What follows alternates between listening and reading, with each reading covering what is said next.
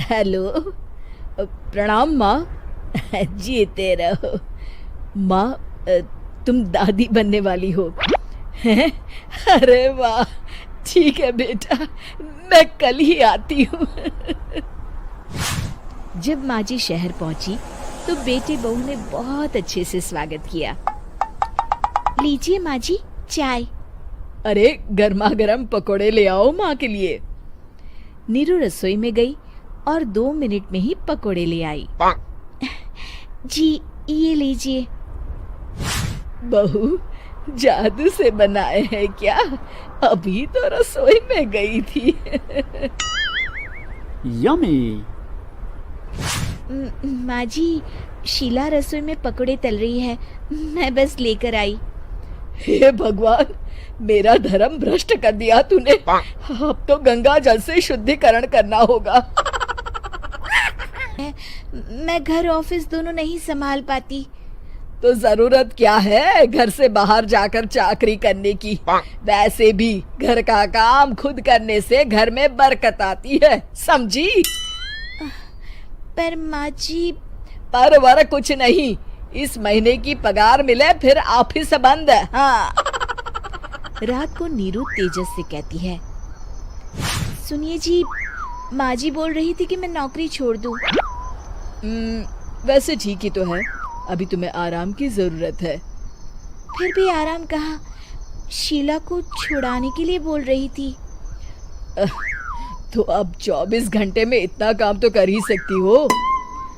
पर जॉब पसंद है मुझे, घर पर मन नहीं लगेगा।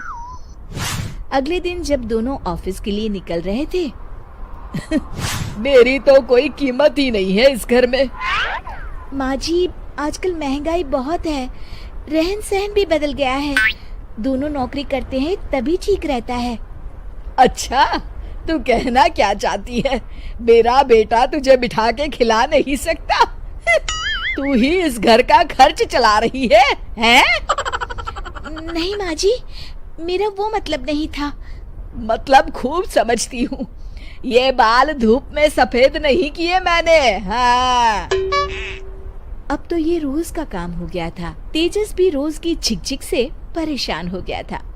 एक दिन उसने कहा, नीरू, वैसे भी तुम्हें मैटरनिटी लीव मिलने वाली है, तो अभी से ही छुट्टी ले लो। पर क्या, मेरी सैलरी अच्छी खासी है। आखिर नीरू ने रिजाइन कर दिया। जब बच्चा हुआ तो घर में सब बहुत खुश हुए। कुछ दिनों बाद तेजस फाइल देख रहा था। क्या हुआ तेजस, कुछ परेशान लग रहे हो? हाँ, वो हमारी जितनी सेविंग्स थी वो तो हॉस्पिटल में और छठी के फंक्शन में खत्म हो गई है नीरू। और अभी वैसे मंदी चल रही है तो मैं बोल रही थी कल मुन्ना को हेपेटाइटिस का टीका लगवाना है। नीरू, क्या पोस्टपोन नहीं कर सकते? नहीं जी, बिल्कुल नहीं। अब तेजस को समझ में आ रहा था कि उससे गलती हुई है। पैसों की कमी का असर घर के माहौल पर भी पड़ रहा था। अगले दिन, बेटा, मेरा चश्मा और ये दवाइयाँ ले आना, पर्चा देते हुए माँ जी ने कहा। जी। तेजस, मुन्ना के लिए दूध का डिब्बा और डायपर भी ले आना, और ये किराने के सामान की लिस्ट है, इसे भी लाना है। तेजस गुस्से में लिस्ट मरोड़कर फेंकता है और चिल्लाता है, पैसे क्या पेड़ पर उगते हैं? ये ले आना, वो ले आना। अरे, पर ये जरूरत का सामान ही है। वो गुस्से में बिना कुछ कहे ऑफिस चला गया। अरे अरे, लंच तो ले जाइए। नीरू दौड़कर डिब्बा पकड़ाती है। एक दिन खाना खाने के बाद, नीरू, अब तो मुन्ना कुछ बड़ा हो गया, तो अब तुम वापस ज्वाइन कर लो ना जॉब। पर इस रिसेशन में जॉब मिलना बहुत मुश्किल है। ट्राई तो करो। फिर मुन्ना? माँ जी है ना, और एक फुल टाइम मेड भी लगा लेंगे। पर माँ जी, उन्हें तो पसंद नहीं। तभी माँ जी वहाँ आ जाती है और प्यार से नीरू के सर पर हाथ फेरते हुए बोलती है, अब मेरी समझ में आ गया बहू, पहले के और अब के समय में अंतर है।